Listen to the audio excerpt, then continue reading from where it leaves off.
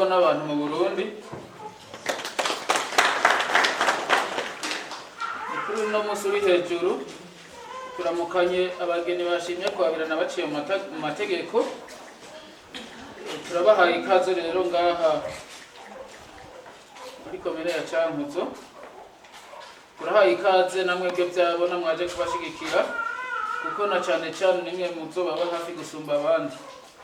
Turahaye ikaze rero namwebwe mwese mwaje gushigikira bano bageni muri runo rubanza baramukanye uno munsi.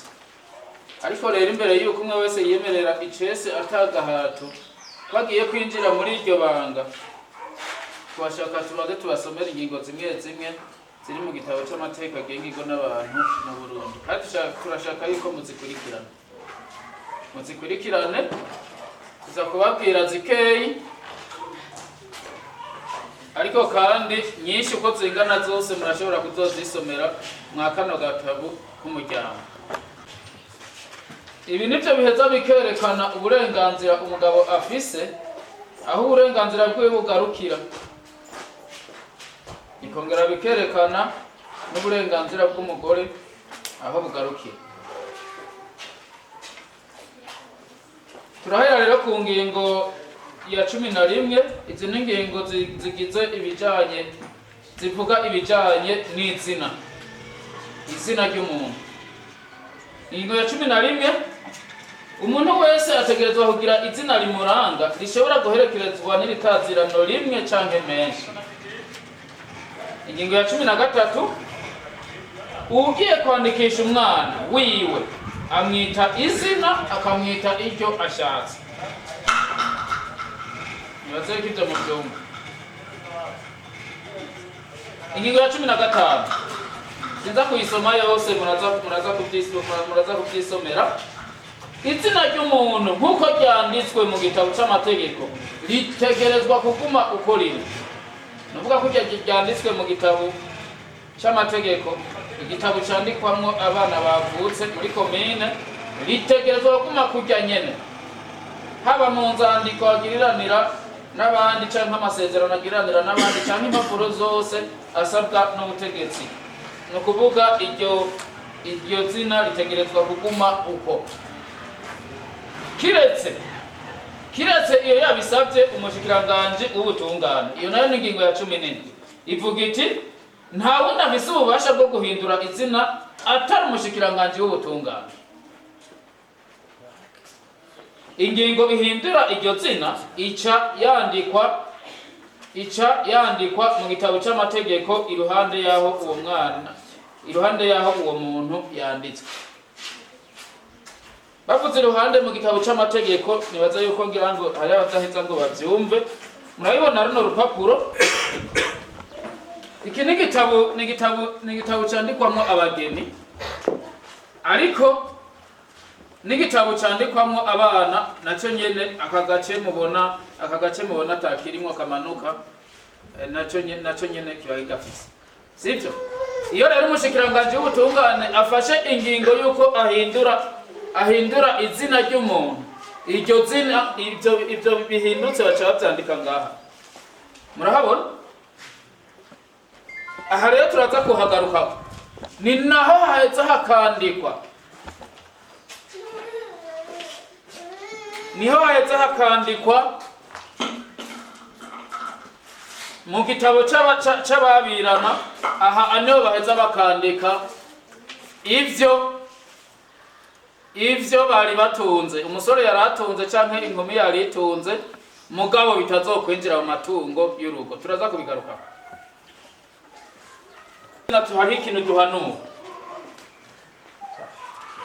Ni ngombwa yuko abavyeyi bita izina umwana wabo, mugabo izina rimuhimbara, rikamuhimbara mu gihe bariko baramuhamagara mu bandi bana. Hari akarorero nkunze gutanga. Igihe kimwe umengo hari mu mwaka wa 2018 ariko ndabiranisha, hanyuma hariho icabona cy'umugore yitwa Munuko, irindi sitagibuka. Nariko nabiranishiza hajya muri crack. Hanyuma rero ndahamagara abageni, ndahamagara rero n'ivyabona nshitse kuri ico cyabona cy'umugore, ndahamagara ni Munuko. bose baca bivugwa iryo zina mumbabarira sindiko ndagira si ugutyoza iryo zina mugabo urumva je ndiko mvuga ibintu byabaye kuko iryo zina rirahari ku mutumba runaka je ndahazi ntaho nshimye kuvuga uwo muryango urahari mugabo ranashaka ndabasigurire igituma ari byiza kwita izina rihimbara umwana mu gihe ariko ararihamagara murumva nkubona hamagaye gutyo hakoranye hari nk'abageni barenga 40 muca mwumva abantu bari bakoraniye ngaho bose bagaca bavuza induru bose ndabona neza yuko ashavuye kabisa abuze uko agira murumva rero yuko ibintu nk'ibyo biba ari ibintu biba bibabaje nicyo gituma rero duhanura abavyeyi kwita amazina ahimbara abana babo sibyo kahema ivyo ni muvyumve nuvuga umuvyeyi yita izina umwana wiwe akamwita iryo ashatse mugabo namwita izina rizomuhimbara mu gihe bariko bararimuhamagara kuko nibitagenda uko amaze gukura azokwandikira umushikiranganje w'ubutungane kugira ngo amukure kugura urutsina rutamunezera kandi bizoba bibabaje mu gihe umwana azokwikura ko izina yiswe n'abavyeyi bizoba ari vyiza sivyo gahe neza ko muvyumva umwana afashe amaze gufata ingingo yuko yikura ku izina yiswe n'abavyeyi mwumva biba biryoshe ibi rero muvyumvirize neza ni naco gituma dusaba kandi kwita amazina abana bayo amazina afise insiguro kandi insiguro dans le sens du positif mu bintu vyiza pana mu bintu bibi akarorero birashobora gushika ugasanga ubu hari abise umwana ngo Sauli muramuzi Sauli muramuzi hawe muzi Sauli muri Bibiliya nawe bavuga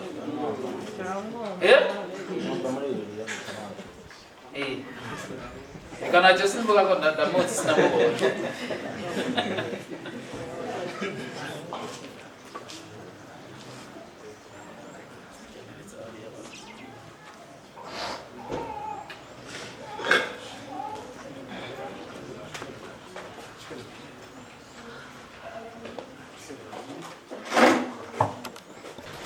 kubera ikindi ko ndavuga ibintu bijanye n'izina hari igituma tubigaruka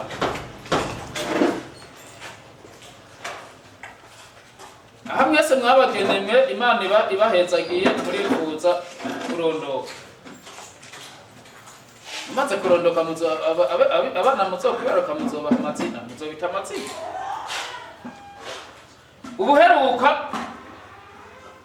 ubuheruka umugabo n'umugore barashwaniye ngaho ikomeye bapfa izina ry'umwana sinzi ko muvyumva umwe yavuze ati je umwana wanje ndamwisira uwundi nawe urumva umugabo aravuze ati je umwana ndamwisize niri umugore nawe ati je nanje ndamwisira none riza gufata niri ababazi we naka uremera naka ko ubera umugore ushobora kuvuga yego canke uburenganzira bwawe uhitamo inyishu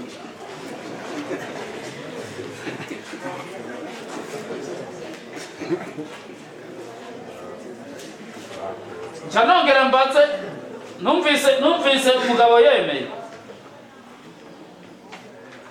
abakiri umusore numvise umusore yemeye campindukira rero kumwigemena we na uritaba kugira ngo wemeze yuko iryo zina mamaga yari igiwawe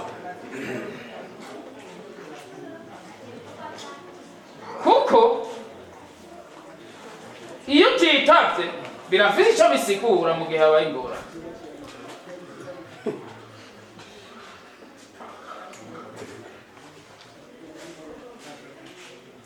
wowe naka uremera ko naka akubera umugabo atagahaye yego navyemeye canke oya ntavyo nemeye mugabo nibaze ko mwe mwaje mwese mwiteguye nibaza yuko atawari kuva muhira akarinda kuza ngaha yumva yuko aza kuvuga oya twizere yuko mwese muza kuvuga tubandanye ingingo ya 88 umusore atarashikana imyaka 21 n'inkumi itarashikana imyaka 18 ntibarekuriwe kwabirana ariko buramatari w'intara arashobora kurekura abatarashikana iyo myaka ngo babirane kubera imvo zihambaye. Aha rero hacakora inama y'umuryango. Inama y'umuryango niyiheza igafata ingingo yuko bagasaba buramatari w'intara kugira ngo yemere yuko uyo musore canke iyo nkumi n'atarakwiza imyaka itegetswe yemere yuko yokuzwa kubw'ingingo.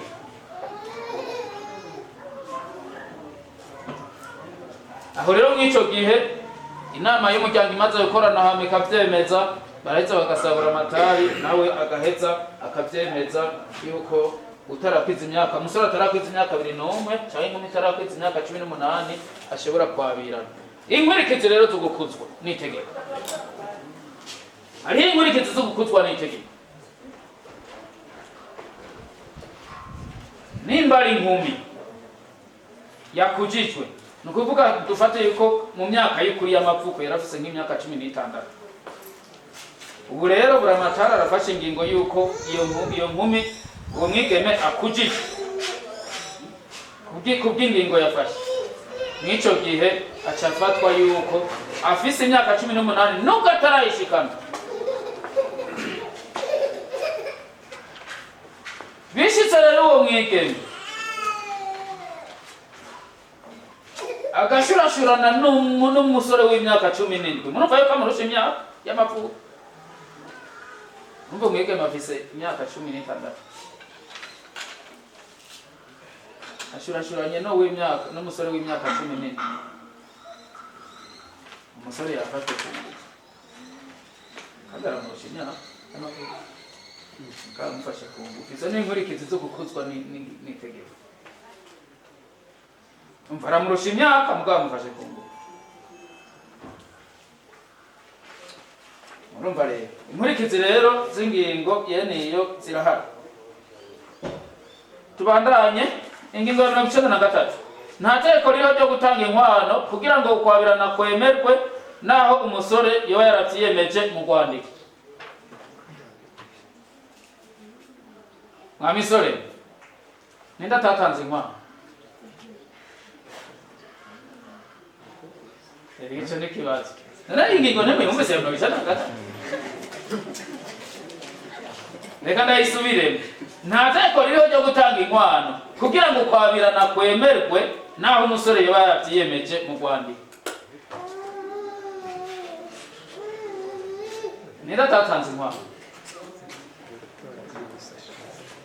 Haka burungu ngo umugabo niwe mukuru mu rugo muco mujako. Akajambo gakakurikira nako muraza murakumva. Birumvika? Ingingo y'ijana na 23.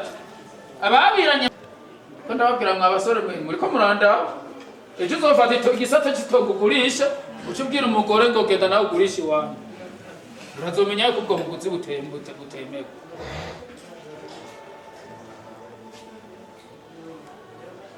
Mutavyemeranije byo mwese nyene mugasinya mukemeza muti iri tongo turarigurishije, iyi nzu turayigurishije kugira ngo twiyungunganye. Uzoba ubwo buguzi ntuzabwemera. Sino kugwatiriza gusa no kugurisha no kugura birabujijwe. Ababiranye batavyemeranije. Reka hari umugabo yigeze kugura impene, amugora aramwankira akayinjiza mu rugo. Y'ababiranye harimo ibintu byinshi. Sino bitondagura ngo ndabimata. Ni byinshi cyane. Amabanga y'urugo mu gihe cyose ubutagihagarariye n'urugo, utagishoboye guhagararira urugo atabubasha ugifise, no kuvuga ibyo byose biri muri iyi ngingo tuba turavuga.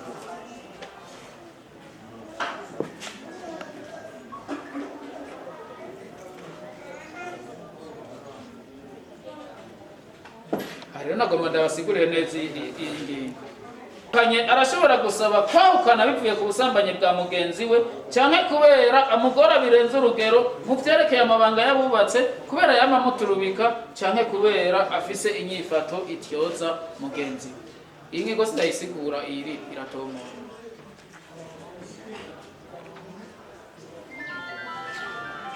umugore umugabo yamufashe arenze ibigo no kuvuga yituye ubutungane nta gisabwa no kuvuga arasubira iwawe. Umugabo nawe acaca umugabo arenze ibigo ha umugabo akamufata nawe acaca he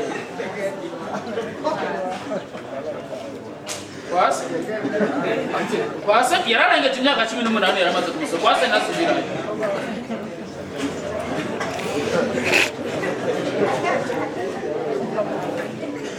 Acacaye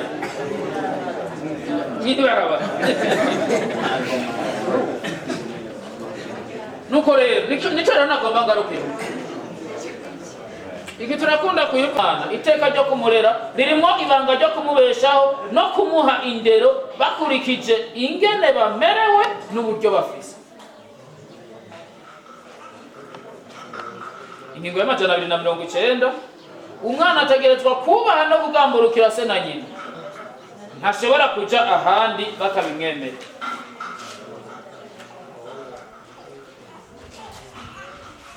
Ngaruke kuri ya ngingo ya 290 ndayisivye. Umugabo arashobora kwihakana umwana iyo ashobora kwerekana ko uwo bubakanye yasambanye mu minsi iri hagati y'ubugira 300 n'ubugira 180 imbere y'uko umwana avuka. Imisi 300 igenekerezo rya 24 umunsi w'ukwezi kwa Rusama, imbere yacu umushinga ntaserukira leta icankutse baserutse icese imbere y'abashinga ntahe babishinzwe Sibomana Maurice Benamanirakiza Anani, Nsabimana Thierry Benamanirakiza Faustine, Shimirimana Olivier Benaniyonzima Evrine Gloriose, Kahererezi Blaise Bena Keza Kimana Chantal, Ngabire Fridolin Bena Igiraneza Aisha, niyo nkuru Pena Bena Ndayishimiye Gerardine, Ngendakumana Samuel Bena Nimubona Fabiola, Karenzo Jonas Bena niyo kwizera Ines, Niyonzima Leopold Bena Harerimana Cesari, Ntirampeba Siriake Bena niyo nkuru Ines, Mfatiyimana Noraske Bena Irakoze Edisa, Ndayishimiye Jean Claude Bena Nabucumi Epaphrodite, Nshimirimana Elisa Bena Tuyisenge Denise, Rugero Andre Bena Nizigama Christine, Iradukunda Thierry Bena Irankunda Floriane. Asigaye igihe kitari munsi y'iminsi 15 ngo ibirori by'ubugeni bibe, haramanikwa impapuro zitangaza abazokubakana ku biro bya komine yaho abo bageni baba no mu ikomine bavamo. Iyo abazubakana bataba mu ikomine imwe, izo mpapuro zandikwa bisabwe n'abazokubakana. Ziba zirimo ibiranga umuntu byose by'umwe mu bashaka kwabirana, zikamenyeshwa n'umukuru w'ibiro ashinzwe inzandiko ndangamuntu azobaraganisha. Ushinzwe ibiro by'inzandiko ndangamuntu yanditse ubwo rwandiko araheza agashirako igenekerezo, agasozera ashirako umukono, agaca arumanika ubwo nyene ku biro bya komine. Mwayumvise? Izi ngingo zose twabasiguriye ni ingingo ziri mu itegeko ryo mu 93 kwa 28 ndamukiza niho ryategwa ko ikimangu mu mwaka w'1993 murumva yuko rikuze besha bariko barabirana no munsi irabasumva imyaka. Cyo gituma tuguma dusaba ko yohinyanyugwa, harimo tumwe tubona yuko tutakijanye n'ibi. Kubera urwo rubanza rwabo baradushikirije impapuro ziranga amamuko n'amavuko yabo bahawe na bamusitanteri barongoye amakomine bavukamo.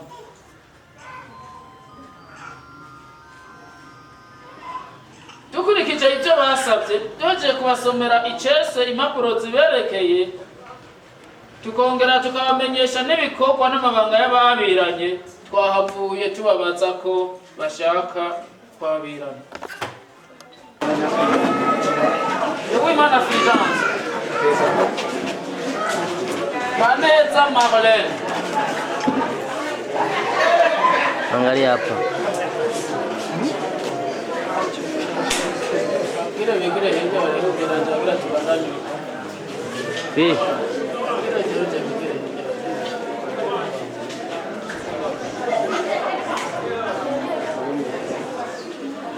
Wewe Ngabire Fridore, uremera ko igira neza Aisha akubera umugore atagaha, turabyemera?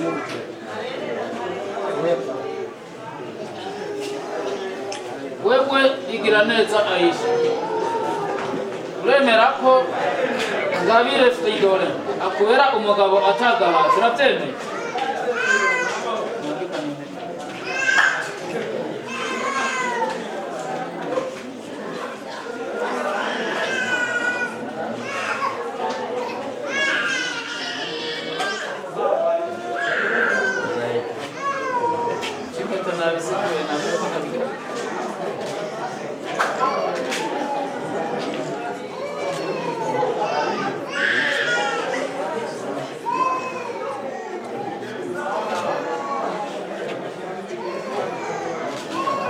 Waramaz.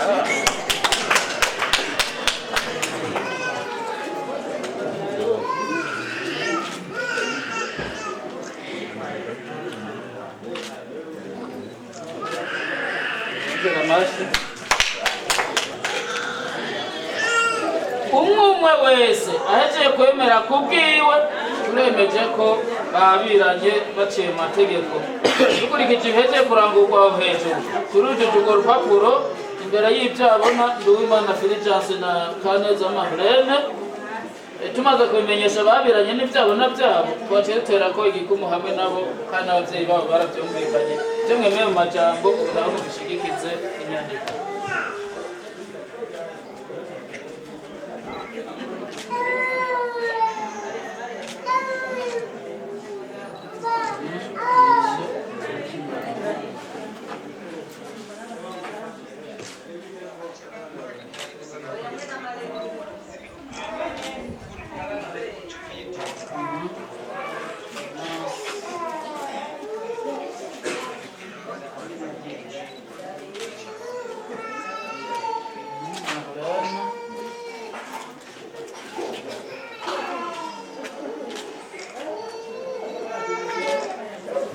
Ivyo mwemeye mu majambo atagahaye, ndetse mukamwejeje no kubishikiza n'inyandiko n'umushinga ntaserukira leta icamuzo aravyemeje.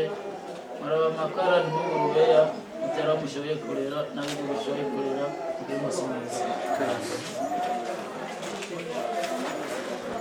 Félicitations, merde.